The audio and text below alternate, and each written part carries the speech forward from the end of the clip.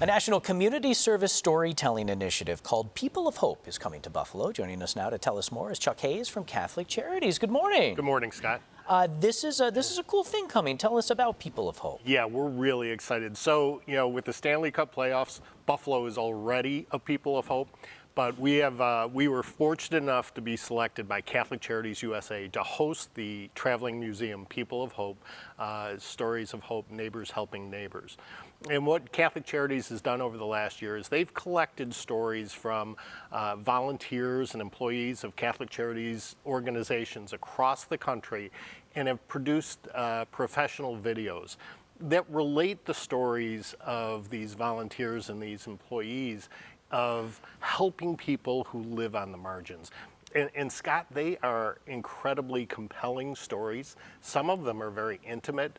It really gives you an insight of what it's like to help these people who are in crisis.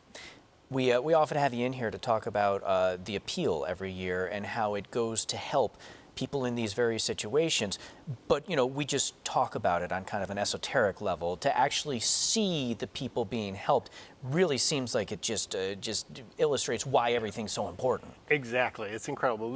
This brings the face and the experience of the work that we do to life for everybody. So people can come down to the museum's going to be located on the campus of OLV Human Services.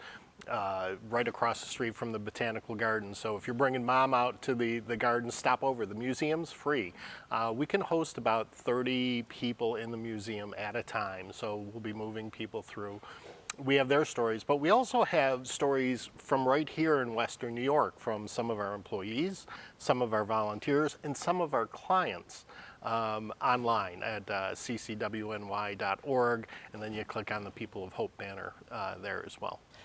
A great chance for, everyday people to see what you do, but I have to think that this is going to be kind of rewarding for the people you mentioned as well, your staff and your volunteers, to kind of see their work, again, put into action and see the other end of it that maybe sometimes they don't always get to see. Exactly. We're hyper local. We serve all 8 counties of Western New York, and our staff are focused on the people here in Western New York. What'll be really rewarding is to see this on a national level, that we're not alone, that people are helping families out of crisis all across the country. So that'll be really, really important.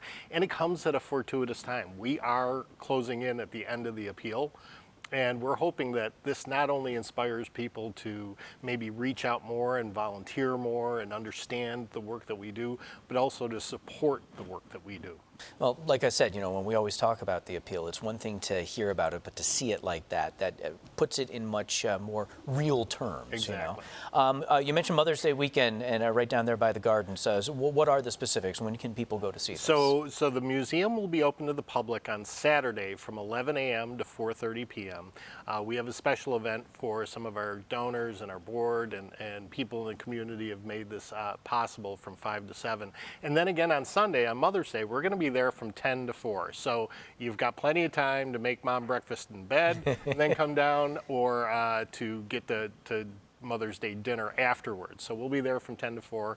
Our volunteers will be there helping people to go through the museum and really experience.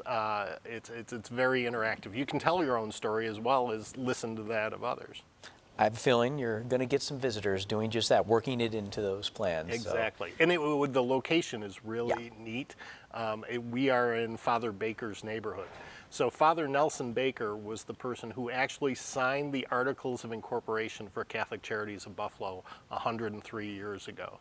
It all ties together. It does. It comes back. All right. Well, good luck with it this weekend. Cool to have it here. Great. Scott, thank you so much. Thank you.